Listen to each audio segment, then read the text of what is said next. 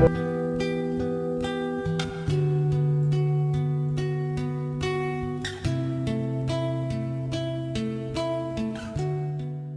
aslinya adalah Abu Yahya Malik bin Dinar al-Basri.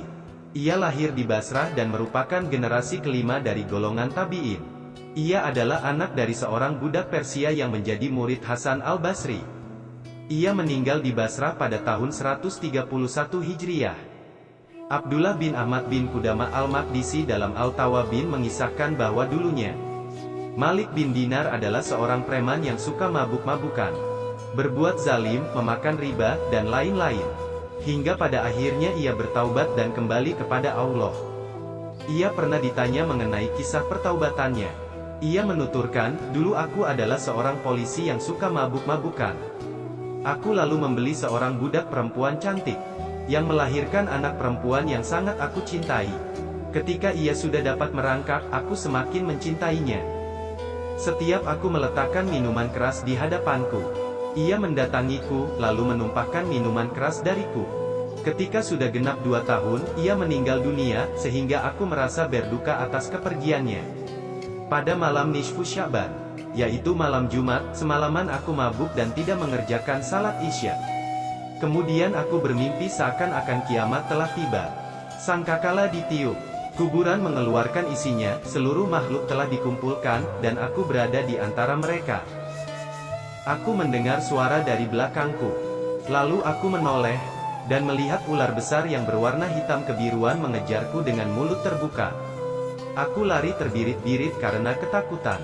Lalu aku bertemu dengan seorang syekh yang berpakaian bersih dengan bau yang sangat harum. Aku mengucapkan salam padanya, dan ia pun menjawab salamku. Aku berkata kepadanya, "Wahai syekh, selamatkan aku dari ular itu, semoga Allah menyelamatkanmu." Syekh itu menangis dan berkata, "Aku lemah, sementara ia lebih kuat dariku. Aku tidak mampu melawannya. Cepatlah pergi, semoga Allah menyelamatkanmu dari ular itu." Aku terus berlari, lalu naik di atas tebing dari tebing-tebing kiamat. Aku mendekati kobaran api neraka. Aku melihat teror di dalamnya, dan hampir saja aku terjatuh karena takut akan kejaran ular itu. Tiba-tiba ada suara teriakan, "Kembalilah, kamu bukan termasuk penghuni neraka." Aku merasa tenang dengan kata-katanya, dan aku pun kembali. Ular itu terus mengejarku. Aku mendatangi syekh itu kembali dan berkata kepadanya, "Wahai syekh, aku memohon padamu agar menyelamatkanku dari ular itu, namun engkau tidak melakukannya." Syekh itu menangis lalu berkata kepadaku, "Aku lemah, tapi pergilah ke gunung itu, karena di dalamnya ada simpanan orang-orang Islam. Jika engkau memiliki simpanan di dalam gunung itu, ia akan menyelamatkanmu." Aku melihat gunung bulat yang terbuat dari perak. Ada kubah di atas lembah permata dan tirai-tirai yang bergelantungan. Setiap kubah memiliki 2 pintu yang berwarna merah keemasan bertaburan zamrud dan mutiara. Dan setiap pintu terdapat tirai-tirai dari sutera bergantungan. Ketika aku melihat gunung itu, aku berlari dan ular itu terus mengejarku. Dan ketika aku mendekati gunung itu, salah satu malaikat berteriak, "Angkatlah tirai-tirai itu, bukalah pintu-pintu, dan hati-hatilah. Mudah-mudahan orang malang ini memiliki simpanan yang dapat menyelamatkan dia dari musuhnya." Tirai-tirai itu diangkat, pintu-pintu dibuka, dan tiba-tiba dari dalam tempat itu muncul anak-anak yang wajahnya bersinar seperti bulan purnama. Namun ular itu terus mengejarku dan hampir saja aku putus asa. Di antara anak-anak itu ada yang berteriak, "Celaka engkau! Kemarilah dan mendekatlah kalian semua. Musuhnya sudah dekat dengannya." Anak-anak itu kemudian keluar satu demi satu.